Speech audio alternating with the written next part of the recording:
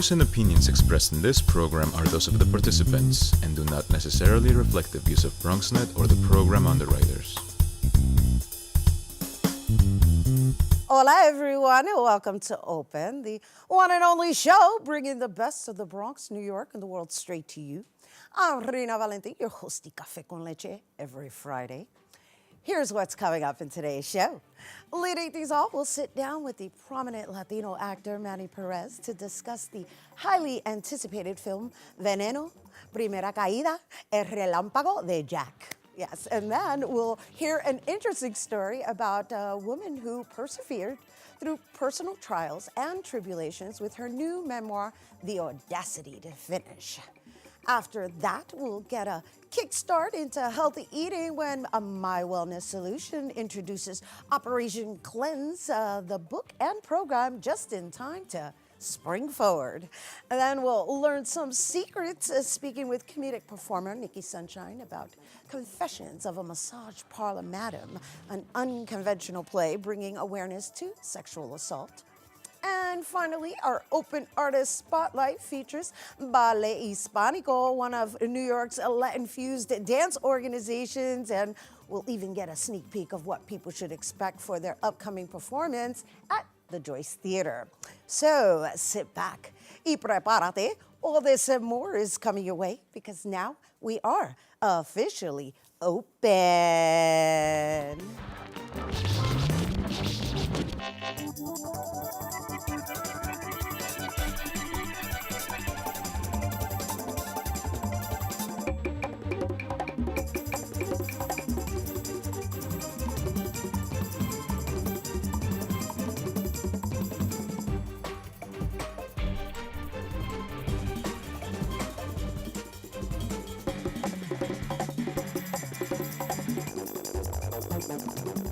Hello and welcome to Open, everyone. I'm Rhina Valentin, your host of Café con Leche, always inviting you to get social with us online, that is. Tweet us and follow us on Instagram at BronxNet TV and like us on Facebook at Open BronxNet Television. And of course, while you're there, don't forget, follow moi on Twitter, Instagram, FB, Snapchat, Insta Stories, LinkedIn at Rhina Valentin.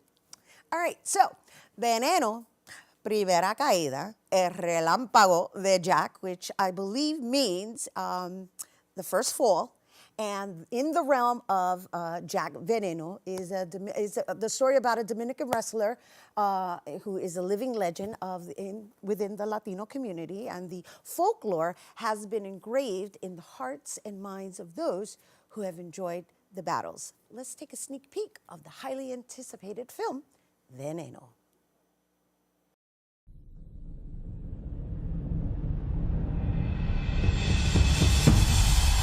Naciera mil veces fuera el luchador. Yo estoy hecho de concreto, de acero de duro, a puro golpe, coño.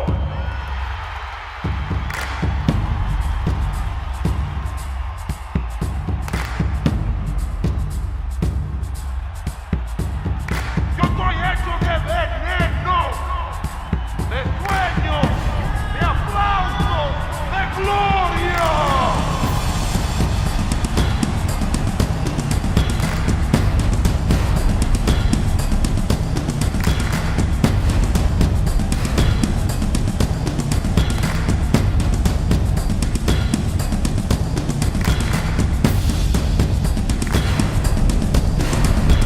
Si naciera mil veces fuera luchador. Y si mil veces luchara, y si mil veces luchara, mil veces fuera el campeón.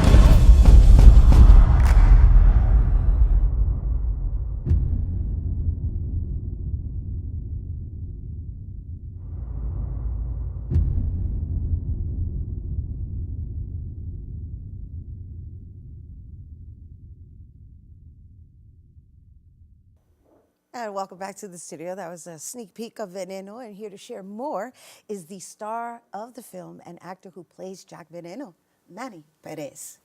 Well, thank you for having me. Thank you for being here. Welcome Thank to our you. open studio. Congratulations to you on all of the work that you've been putting forward. And I do want to acknowledge you mostly for acknowledging us as Latinos and making sure that you are presenting our stories. And so let's just talk a little bit about that and how you choose your roles. Well, no, thank you for having me again. You know, I'm all about stories that have moved people. For example, as Dominican, I'm a Dominican. Jack Veneno has been a legend in my country, actually in Latinos in general.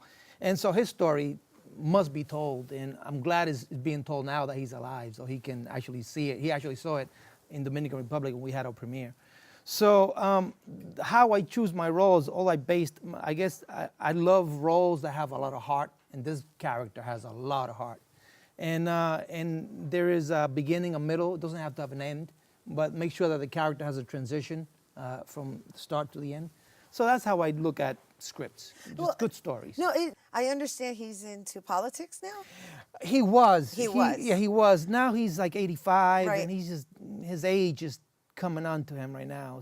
How fortunate was that for you to be able to share this moment with him in your development of portraying him? Well, it's funny, you know, I met him, I 5 years studying him via YouTube, just the way he speaks, his style. And then I met him in person, and I was like, wait, this is my hero? This is the guy that I grew up with? Why? Because I didn't think he was that old. I always picture him as like the big muscle dude. And then I'm like, oh, wait, time's gone by, years are going by. So that's, you know, and he's an amazing guy. He just really has a beautiful heart. So I understand that the fight between him and another wrestler, an American wrestler, Ric Flair, that is like almost like a holiday tradition within the Dominican Republic. Yeah. And that's how this whole, I guess, this version of the story evolved. But let's talk a little bit about that, because from what I understand, it's gotten so many views, and it's kind of like almost traditional, right? Exactly. No, Ric Flair, I'm not sure if people know, but he was, before Hulk Hogan, it was Ric Flair. And he was the champion worldwide, and he went to DR to do this match where he actually got beat down, and he lost the title. And so Jack Veneno. Right, to Veneno, and he said that he lost it because he didn't want to get beat down by Dominicans, right? That's what the Exactly. But this story, you know, in regards to Jack Veneno, the film that everybody's going to hopefully see April 13th, it's the beginning of how Rafael Sanchez, which is the original name of Jack Veneno, how he turned into Jack Veneno. And then in the magical world of lucha libre. Then we have a part 2 and a part 3. Part 2 involves the fight with Ric Flair. That happens, hopefully, we'll start shooting next year. Oh. So it's a 3-part. It's a 3-part series film. Exactly. Wow, that you must feel so proud, Manny. No, you know what? I'm so glad, and I thank the Lord that I'm playing this role. Again, this is our superhero in the DR, and you know, it's such an honor to play this man. And what's really wonderful is that it's being distributed throughout the United States. Now, let's talk a little bit about that distribution, because while it is available in the various theaters throughout the states, it's limited as well. Exactly. So let's talk a little bit about where people can watch it. Well, Spanglish Movies is the distributor, and thank God for Spanglish Movie, because they're really not distributing any Latino film nowadays at all. Actually, independent film is dying in the United States because of these superhero movies that we got, the Avengers or whatever. So Spanglish Movies. Yeah, I know. Tell me how you feel, man. No, I know, but I mean, but it's true. No, I hear you. So, but you're making our Latino superheroes, well, and no, we love that. thank No, you. we're, There you go. Yeah. So hopefully this will be our the introduction to something bigger than yes, absolutely. So it opens in limited theaters, basically the whole East Coast, from New York down to Miami. We have like 24, 26 theaters, which is great. And we're targeting basically Latinos. It doesn't matter if you're Dominicans, just Latinos. So hopefully that opening weekend is will be a big deal if we support and support these Dominican films, just these films, Latino films in general.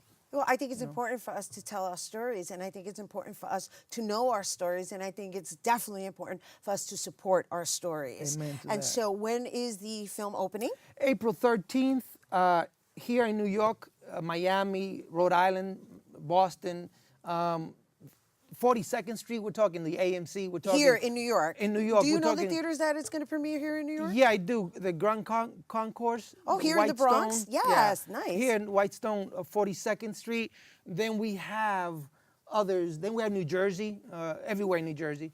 So I don't really exactly know. No, but, I didn't expect you to memorize the whole listing, but where can they go get the listing? Oh, Where Fandango.com. It would just regular, where you go search for films. Put Jack Veneno on April 13th, and you get the whole update where the film is playing. Wonderful. Which is great. I also want to invite you to the premiere of Jack Veneno. Oh my goodness. The premiere is the 10th. Thank you. And please, I would love to hear your thoughts. Oh my goodness. Thank you so much, Manny. You're and welcome. congratulations to you. And I really, really acknowledge you Well, for you. making sure our stories are told and portrayed with a quality presentation, right? Thank Because you. you're a phenomenal actor, No, well, and I'm thank you. really excited to see you in this role. Thank you, and thank thank you you. for stopping by here on Open Thank you to so share much. with our viewers. And you guys, once again, Veneno-Primera Caída, Relámpago de Jack premieres in theaters throughout the U.S. Beginning on April 13th, 2018. And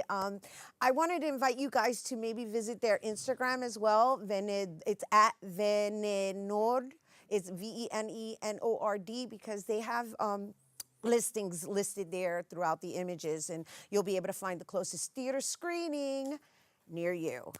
Don't forget, Veneno opens April 13th. Okay, we have to take a quick break, but when we return, we'll hear an empowering story sending a message of hope. So don't go anywhere.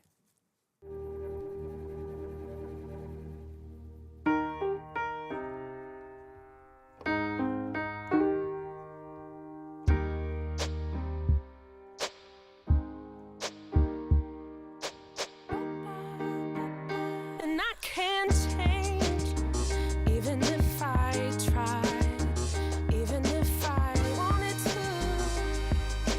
My love, my love, my love, she keeps me warm. She keeps me warm. She keeps me warm. She keeps me warm. She keeps me warm. She keeps me warm. We are neighbors and best friends. I love my sister. My heart doesn't see race. Love is love. Our family is no less than any other family. Love is kind. Love is patient. Maybe you can make retirement happen. After all, you made this vacation happen, Double points with every purchase? cleverly merging promotions, Love it. cross-referencing travel sites, and booking all your flights with those. Vouchers. I got us bumped. They were like, oh. But now they're like, aloha. You aced this vacation. Now get the tips you need to get on track at aceyourretirement.org. Hello and welcome back to Open, everyone. Don't forget to get social with us. That's right, we're always inviting you to make sure you tweet us at BronxNet TV, and while you're there, tweet me too at Rhina Valentin. So our next guest is the author of the book, The Audacity to Finish.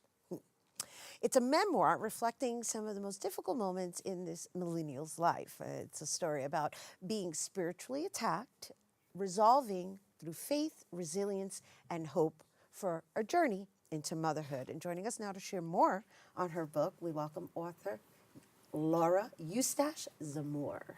Hi, Rhina. How are you? I'm good, and I gave a general synopsis of what I think the book is, since I haven't read it yet, but just reading the concept and getting a sense of what you have, I guess, overcome. Yes. I'm really looking forward to diving into this. Okay. Because it takes courage Yes. to put it on paper Yes. and share Yes. your truth. Yes. All right, so where would you like to begin? Well, I think this process, this journey that I've been on to share the audacity to finish is really about owning my narrative. You know, we go through so many different experiences in our lives that can cause shame, that can cause grief.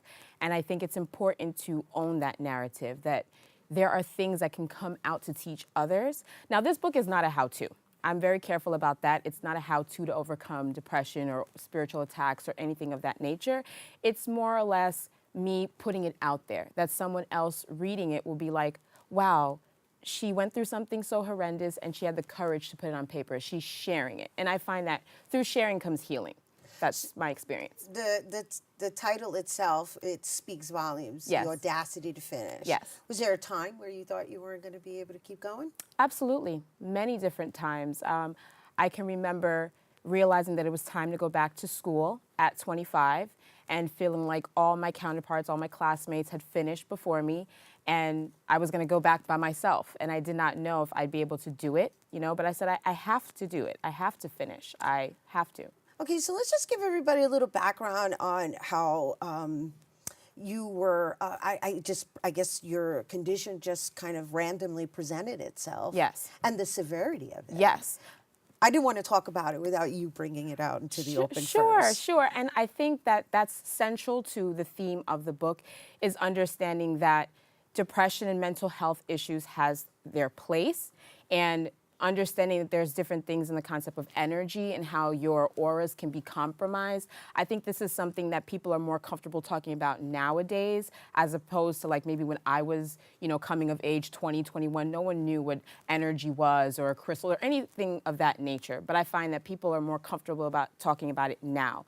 And so understanding when your spiritual body is compromised, I think that's the central theme of the book, is getting people to understand there's a slight difference between having a mental health issue or falling into sadness, things of that nature. Right. I mean, you had suicide thoughts, right? Yes. And where did that come from? Like, can you now, at yes. this age, yes, kind of say, oh, this created that? Or are you still working that out? I think what happens is when you go through this type of experience, you recognize what energy can be typecast as. So let's say that you're going through a mental health issue. So it's like, you know, genetic, or you're having a chemical imbalance of sorts. Right. You know that you can take medication and help to balance those chemical imbalances. Right. That's what Big Pharma wants us to think. I'm not here to talk about that. You know, I mean, but this is very important, because I think many times when counselors are working with students, there needs to be some type of distinction to understand that if a student is not, you know, typecast as having a mental health issue, or, you know, having that in their family, their history, that there is another area to be explored. You know what I mean? What can happen if your spiritual body is compromised? So that's where the suicide ideation, those thoughts, how it manifests itself, to answer your question. That's how those types of things can be manifested. You know, I can rock with this conversation, and we can go on and on and on. Only Yes. because I'm going to tell you why, because I'm a transcendental meditator. Okay. So I know what you're talking about, Yes. and I'm trying to get to the root of how this is going to serve someone who may not understand the language. Right. And how I think what happens is people can become aware. I think everything starts with an awareness. So sometimes if you might see a young person manifesting certain behaviors that don't look like their normal behavior, you would give them an opportunity to say, okay, something else might be going on here. Do you understand? I totally get what you're saying. You're saying, like, in other words, don't be quick to judge if somebody's now all of a sudden acting like they're possessed. Yes, exactly. And that's the word, Rhina, is that I observe that students who have come to me, who have spoken to me about me sharing my story, is that I'm too ashamed to talk about the possibility of having been possessed. And so what I want to do is remove the shame, remove, just based on my experience, understanding, coming from a particular culture, I am of Haitian descent, you know, removing the stigma around that personal identity that I'm Haitian, and you're talking about spiritual possession and all these negative things, Rhina, and explaining how faith and how trust in God, my journey, how I was able to overcome. But it's not pretty. And so that's why I tell people it's not a how-to. This is basically removing shame, removing guilt, and allowing people to know when you share your truth, you're now owning it. So you're owning the ugly part, but you're also owning the triumph. That is the audacity. This is lovely. And you know what I've been noticing is, like, lately I've been having a lot of guests who are have been presenting the syndrome of PTSD, right? Okay. And so, when we think of PTSD, we think of vets, right? Right, of right. War veterans, right? Yes. But now, it's, for me anyway, it's becoming clearer and clearer that we have a really huge disease that needs to be overcome within the United States, and that's mental health. We have Yes. a major mental health crisis. Right, right. And I think it starts with understanding the degree. You know, not every circumstance and manifestation looks the same. Right. And I think even with my birthing stories, like I touch upon that also, like that journey into motherhood, I had an emergency C-section. And for a long time, you know, people want to just jump into the conversation of postpartum depression, Right. but you can also just be having a little PTSD. It's just memory and replay and recognizing when things have happened to you and just trying to figure out, how do I process these emotions? How do I process where I am now versus where I was?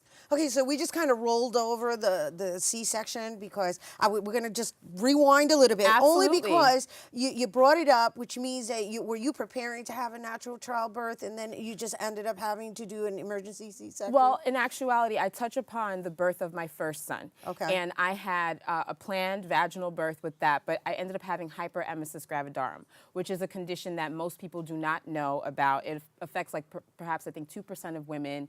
You lose massive amount of weight. I had IV treatments, all kinds of things. And then I had preeclampsia at the end of that birth, but it was still a natural vaginal birth. My second son, Nathaniel, that story's not covered here completely, but I did have an emergency C-section. I did not plan on that, no. So is this story, before we go, geared towards women? Yes. Or just humanity? I think it's for humanity. You know, I mean, I come from a counseling background. I come from a student life, a residential life background. So I was used to interacting with students, male, female, all types of issues. And what I gathered from being an RA on Binghamton's campus to now being a school counselor is there are so many different experiences that happen to people on an everyday basis that they're not sharing, that they're not talking about out of fear. You know, so Yes. this is for everyone. This is for everyone. Well, thank you. And where can people find the book before we go? They can find it on Amazon.com and BarnesandNoble.com. Barnes & Noble, and Yes. you're going to be touring. I'll make sure to tell Yes. everybody where to find you. Yes. Laura, thank you so much Thank for you. sharing your Thank you, truth. Rhina. I'm looking forward to Thank you reading so much. this. And you guys, The Audacity to Finish, I love the title, Thank you. can be found on Amazon. And also for updates on book tours, you can visit Audacity Tour 2018 on Facebook. Okay, we have to take a quick break, but when we return, we'll get some tips on spring detox. Don't go anywhere. Patriotism. It inspires passionate debate. It's worn like a badge of honor with good reason, because it means love and devotion for one's country. But what really makes up this country of ours? It's the people. To love America is to love all Americans. This year, patriotism shouldn't just be about pride of country. It should be about love. Love beyond age, sexuality, disability, race, religion, and other labels. Because love has no labels. So, I'm kind of new here, but I've noticed a trend. My human does this funny thing where she goes around and gets all my toys, and then she hides them in that basket by the door. You know, but it's always the same basket, and it's always in the same place. And then she acts so surprised when I find them, but, you know, she's putting them in the same basket. Again. It's like, hello, that's where you put it last time. You were the worst at hide and go seek. Leaving hot coals improperly extinguished can cause a wildfire. Hey guys, it's Smokey! It looks as if Smokey is going to use the drown, stir, drown and feel technique. After the first drown, a good start. Next, another drink. And finally, a close feel. Is it cool? Okay. Yeah. Hey, Smokey, catch! Oh, my bad, Smokey. Only you can prevent wildfires. Behold, the angry giant. Behold, the angry giant. Behold, the angry giant. Behold, the angry giant. It only takes a moment to make a moment. Take time to be a dad today. 150 over 90. 180 over 111. 160 over 110. I had a stroke. This is what high blood pressure looks like. You might not feel its symptoms, but the results from a stroke are far from invisible or silent. If you've come off your treatment plan, get back on it or talk with your doctor to create an exercise, diet, and medication plan that works for you. Go to loweryourhbp.org. If I would have followed a treatment plan, I would not be in this situation. Hello and welcome to Open, everyone. Don't forget to get social with us. You know, we're always inviting you to tweet us at BronxNet TV, and while you're there, tweet me too at Rhina Valentin. It's spring. Yes. And, well, many people want to shake off, the winter, that is, with possibly a spring detox, right? Or as Mother Nature would refer to it as springing forward. So our next guests are the owners of My Wellness Solutions and authors of Operation Cleanse. And we welcome them once again. We welcome back sisters Indira and Violet Santana. Thank you for having Indira? us. Indira and Violet. Yes. Okay, I want to make sure I get it right. Welcome back, ladies. Thank you for having us. Oh my goodness, no. Thank you for all the wonderful work you are doing with our community. Thank you. My Wellness Solutions has 2 locations. Let's share that with everyone first. So we're located in the Bronx, and we're also located in Manhattan and Harlem, right on right on 125th, yeah. Yeah, and you're doing some really great work. Not just providing the actual place, but the services that you offer, as well as the education. Where it all comes, where it all starts, right? So let's talk a little bit about this Operation Cleanse and how that evolved. So Operation Cleanse started about 5 years ago, and we just wanted to create something that was simple, easy to understand, and quick. So we started an online program where we guide our clients through a 14-week detox. And it really is not just about weight loss. It's about taking over your life, taking over your health, and stop depending on when I'm going to get the medication from the doctor. It really is. Your food is your medicine. We're going to go into that topic? Food is medicine. Thank you, ladies. All right, here we go. Let's talk about it. Let's talk about this, because I think it's important that, especially within our cultura, that we understand that we can prevent it, okay? We shouldn't be waiting until we're diagnosed to then go, let me start adding greens into my diet. No, how about you add it now so that you don't have to deal with pharmaceuticals? Yeah. Prevention is key. And what we did here, this is kind of just a layout of other recipes that you'll find in the Operation Cleanse book. But every morning on your right, you want to start with a green juice. And this is a green juice. Yeah, green juice. And what that has very simply is just like green apple, ginger, celery, spinach. Flavor it and get the greens that you need, because now that we're talking about transitioning into spring, what your body's trying to do is just literally purge all the old stuff from the winter time. It smells good. No, it does. Can I taste it? You can. You can. You totally can. I like tasting, so it's good. And we just put some water so what's in it. Here? Ginger, celery, spinach, green apple. What else? And some water and kale, spinach and kale. Okay, so here's a question. How important is it to use a NutriBullet versus just a blender? So there's a big difference, actually. When you're blending, especially if you suffer from things like constipation, you're not regular, you need the fiber to keep your bowels moving. So blending everything and not removing any of the pulp is going to be really key. But when you're talking about you doing something like after you get your bowels going regularly, doing a juice and extracting everything, because all of the nutrients are literally going right into the bloodstream. So they both serve their purpose. But if you have difficulty going to the bathroom, you want to keep all of the pulp in there. So then blending it is the way to go. Yes, definitely. And that's good, because, if our viewers are a little on the older side, they're probably more likely to use a blender and even versus a lot of young NutriBullet. people. Yeah, I know, but you hear NutriBullet, ay, pero qué es eso? It's a blender, okay? It's a modernized blender, except, of course, like you mentioned, it extracts the pulp, right? Yeah. So juicing first thing in the morning. First thing in the morning. And let's talk about the benefits within the ginger and what is this? Ginger, apple, spinach. So they're all kale, and they're all diuretics, and it's all diuretic, so it's all going to help push your liver. When we think detoxing, we think starvation, and it's really not about deprivation. It's about replacing, just eating so many of the good stuff that you don't crave the bad stuff. So it's like crowding out. Crowd out the bad stuff. So fill your body first thing in the morning. Breakfast really is. Mom was onto something. Breakfast really is the most important meal of the day, because it's going to help regulate your blood sugar early in the morning. If you have something that's very high in sugar, the bagels, the croissants and things like that, then your body is always going to look the entire day. It's going to look for that high. So you can't raise your blood sugar very early in the morning. You're doomed for the rest of the day. So start with like a nice juice, a smoothie, and then you go into lunch. You just This wanna- is lunch? Two Okay, lunch so wait, options. before we keep going, they're telling me to have your hair removed from the mic. Sorry, I know the braid looked beautiful there, but it's interfering with the sound, so I just want to move that out Take so it we out. can hear you.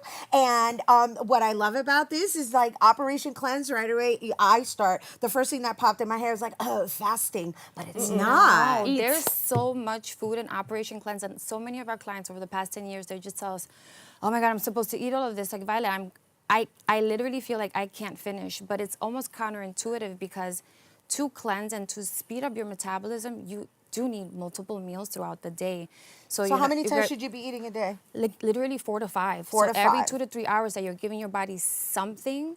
Start with a green juice, and a couple of hours later, you can have a handful of nuts. What's this? Lunch is, these are all varieties, Right. but you have quinoa, which is super high in protein, high in minerals, vitamins. It has, add your greens, add some almonds for protein. It has some squash also. And then this is?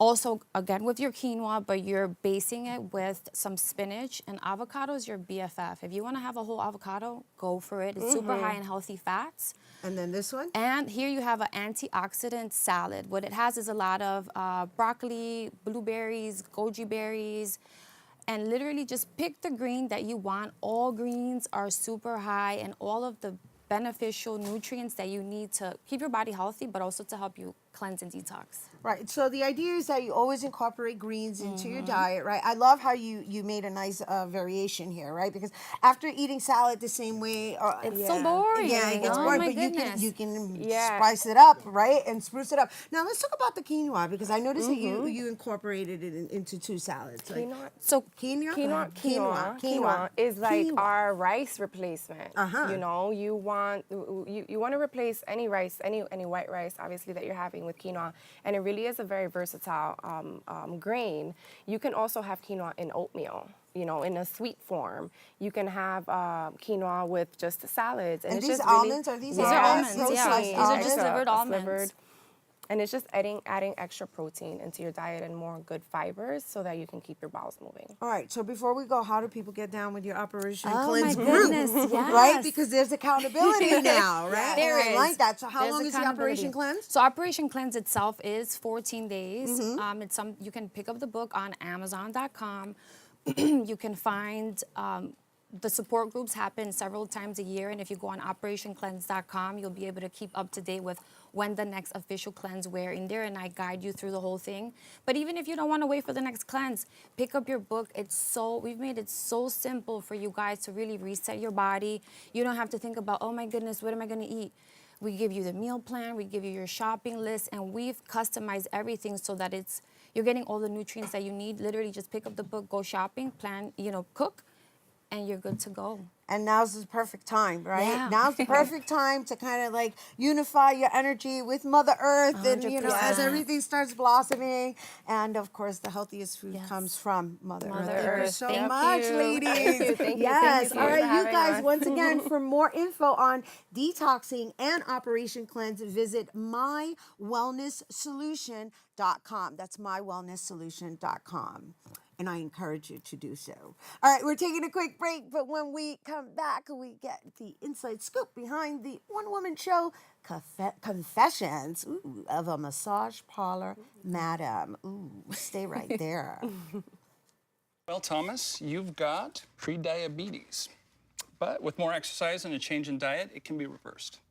I've tried exercising. It just makes me hungry for bacon. I love bacon, too. And who really likes to exercise? Not me. Me neither. Nobody. So we're good? What? Oh, you still have pre-diabetes. Big time.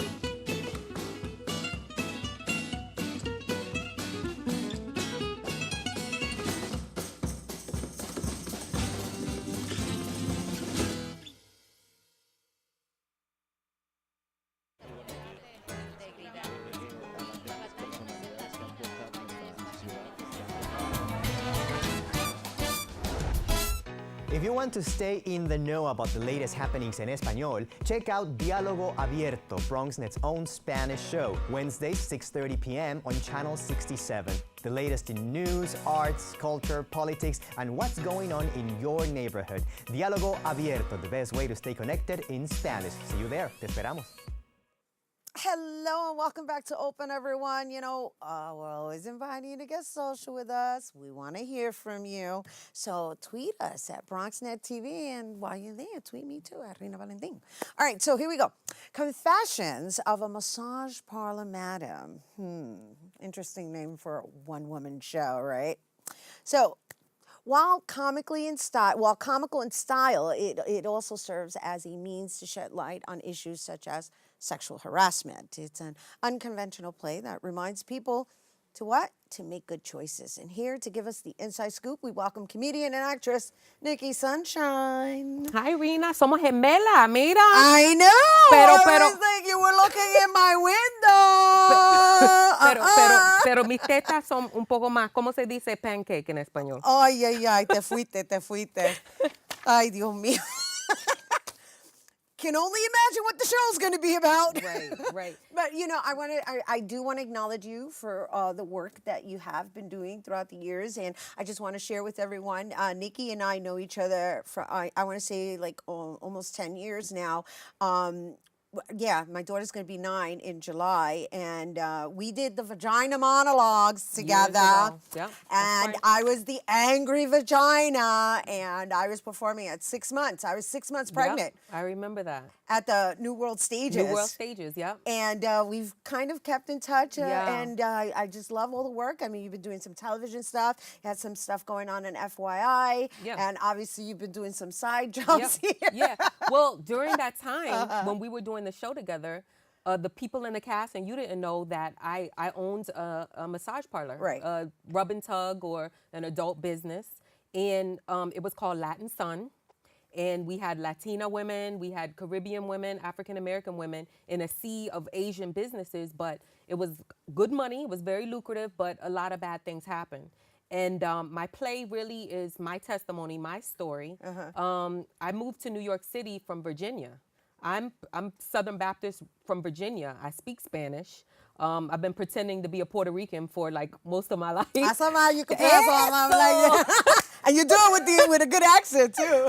But you know, I came here to pursue performing, a career in performing, and you know, rejection kind of shut me down, and my money got low, and I answered an ad in the back of the Village Voice, and then you know, my life took a different turn, but I never gave up on my dreams, and through all the bad stuff, I'm doing my show. I'm telling my story, and also really trying to shed light on an industry. It's billions of dollars are made in the sex industry, even in New York City. Your neighbor, your cousin, your daughter may be in this underworld, and you know nothing about it. And it can be very lucrative, but it can be very dangerous. Well, you know, just kind of piggybacking off of my previous segment and talking about like being spiritually attacked and then living in that underworld that you're talking about, and then also having a hidden identity, it's very brave of you to come out and like put it on in front of the public, and you know, I applaud you for that. It takes a lot of courage, and only by the grace of God. In order to impact people, you have to be transparent with your ups and downs, and I want to help people. April 7th at the National Black Theater at 5 p.m. I'm going to be doing the show. We're also going to have a talk back with a panel of women from different organizations that are talking about, hey, you know, I was sexually trafficked for years by my own boyfriend, and I got out of it. You know, I was abused domestically. So there's so many different themes that affect, you know, our community. And even with missing girls, there was a story about missing girls in DC, and a lot of these girls aren't missing, they're being sexually trafficked. Between the ages of 12 and 19, the girls in our community are being targeted by pimps, by different people that are trying to make money off of them, and girls need to be warned. And I'm not trying to be preachy, you know what I'm saying? That's the risk you take for the money you make. You make the choice. Right. But you need to know that people people are dying. A woman just got murdered at the beginning of this month in Milwaukee, 19 years old. She went on a date to do sexual service for $160. Her client only had $200. He didn't have change. She said, listen, I can't give you change. He got mad, punched her in the face, sexually assaulted her, stabbed her, hit her in the face with a pipe and killed her for $40 worth of change. It's unbelievable. It's sick. It's sick, but I'm very curious to know how, because I know you as a comedian, yes, right? So yes. I'm like, how is she making this funny? Yeah. How are you even making, like, just listening to you, like, it's kind of like, how do you kind of like lighten it up in your storytelling? I have been a professional comedian since 2002, and I always was talking about massage parlor jokes. There's a lot of funny stuff that has happened with clients going from place to place. Just this world that I lived in, it's just like life. It's joy and it's pain. Mm-hmm. So in this show, in my one-woman show, there are a lot of funny parts. When I was thinking that I was gonna move to New York City, and I wound up in Newark. I mean, if you've been to Newark and seen some of the crackheads in Newark, they got some funny stuff they doing over there in Newark. So, I mean, like Newark, New York. You're like, not quite. You're not living your dreams on Broad Street in Newark. But it is. There are some funny parts. She's like, listen, what happened to Way? I listen. It's like Broadway. No, Broad Street. Like I went to the park in Newark to feed the birds, and the geese attacked me. No. Like even the animals in Newark are gangster. So trust me, there's humor, but the real message is never give up on your hopes and your dreams, because I had this business for over a decade. I went to jail, people got hurt, but I never lost sight of my dream to be on the stage, and that's where I'm gonna be. I'm going to be on the stage telling my story, April 7th, 5 p.m. at the National Black Theater. So if God can bring me out of what he brought me out, and I'm still pursuing my dreams, whatever you're trying to pursue, just don't give up. Just keep trying. Yes. Yep.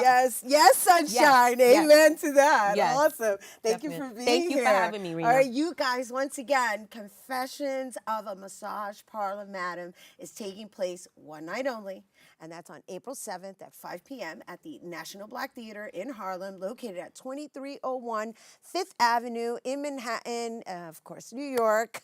And for tickets, you can visit NikkiSunshine.com.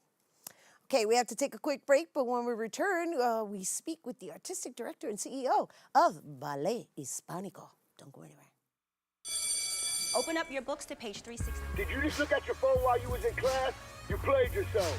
About inspirational quotes. You gotta believe in yourself. Don't ever play yourself. The key is to make it, so make it.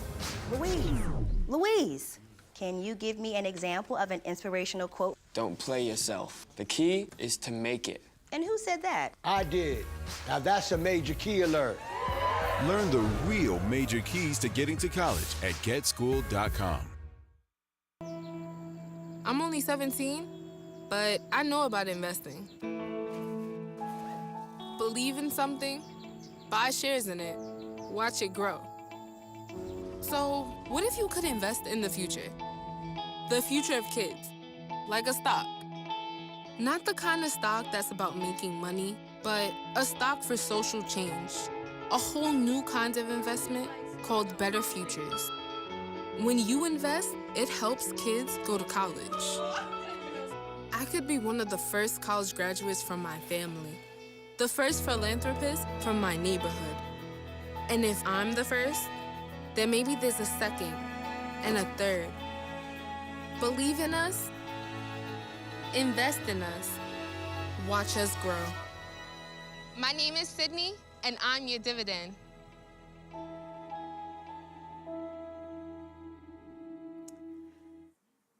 Hello and welcome back to Open, everyone. This is the last time I'm going to ask you to get social with us. So, you know, obviously we need to hear some tweets from you guys. Tweet us at BronxNet TV and tweet me too at Rhina Valentin.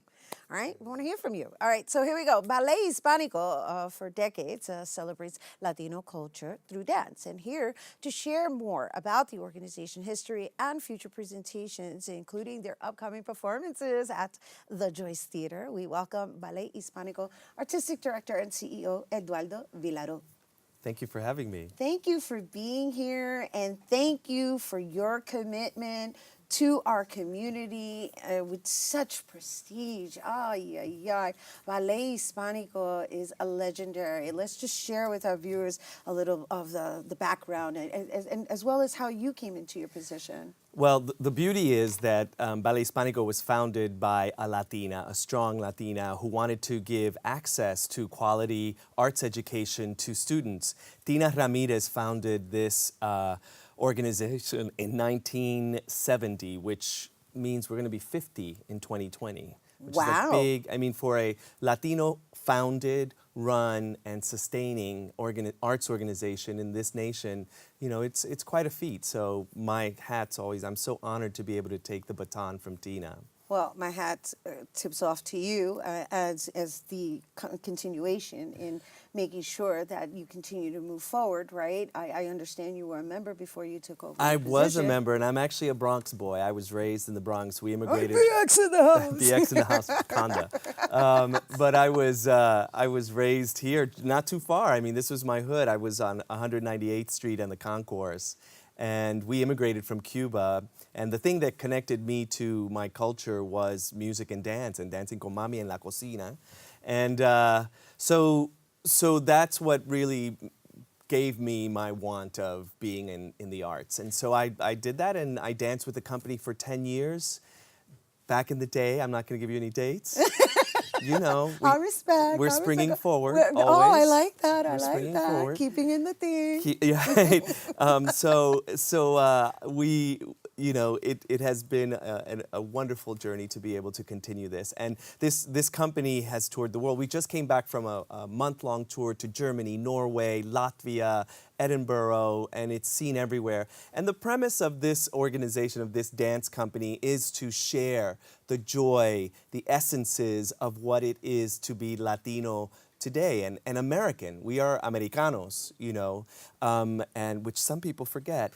And so it is important for us, the vehicle of the arts, the vehicle of dance, allows you to come into a space, the theater space, or just your mind space, and look at culture in a way that opens up a dialogue. And so you're speaking about, well, why does it mean? What does that mean to wear that hat or to move like that? Or where does this dance come from?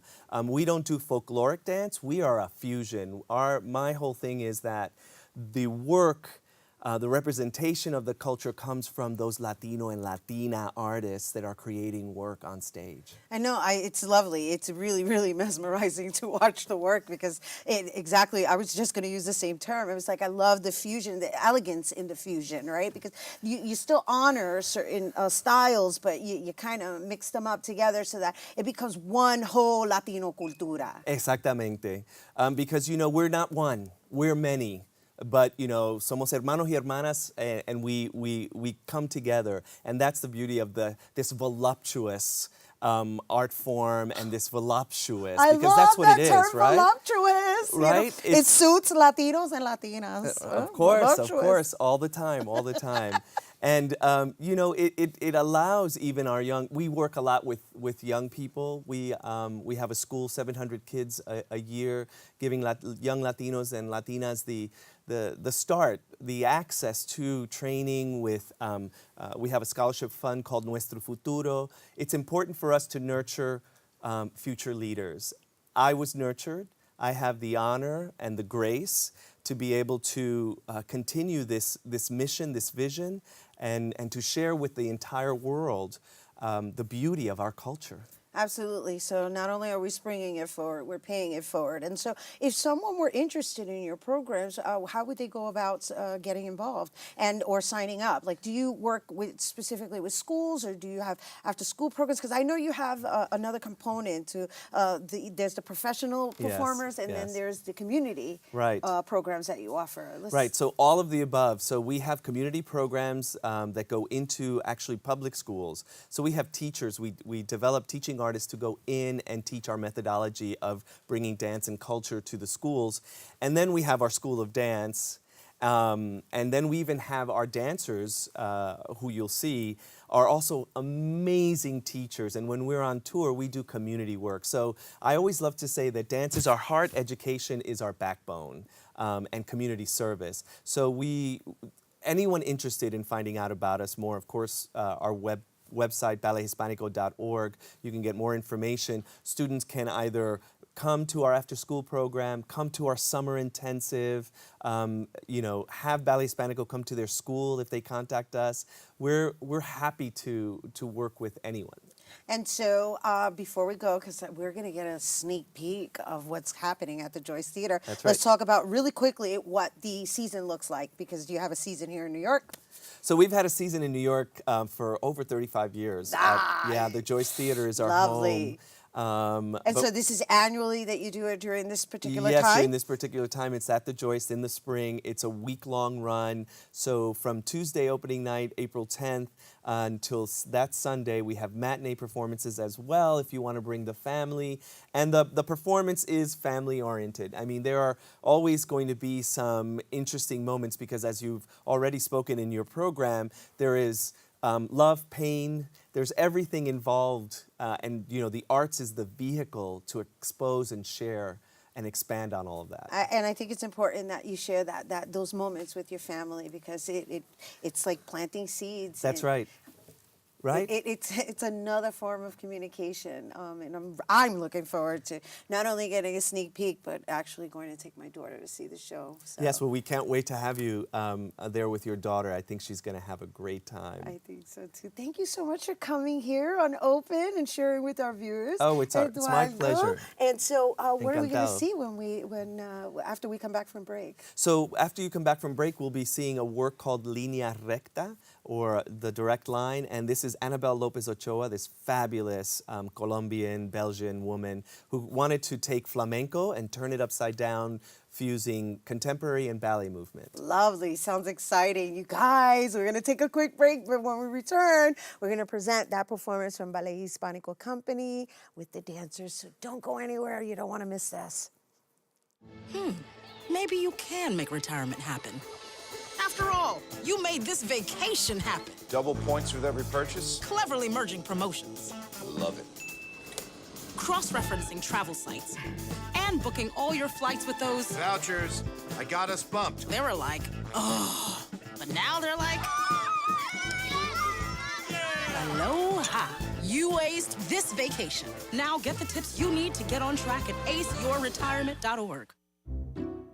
I'll never forget the day our landlord called and said, read your lease. No pets allowed. My owner tells him my dog ate the lease, but that didn't work. And now I'm stuck in a shelter. But this pit bull is ready for a new crib. I'm loving, loyal, and play well with others. So don't be intimidated by all my muscles, because the biggest one I have is my heart. That's right, I said it.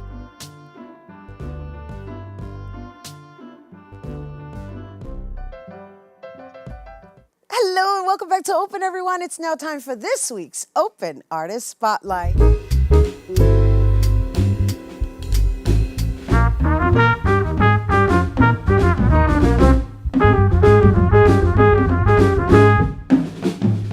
to give us a sneak peek of Ballet Hispanico's New York season, please welcome the company dancers of Ballet Hispanico.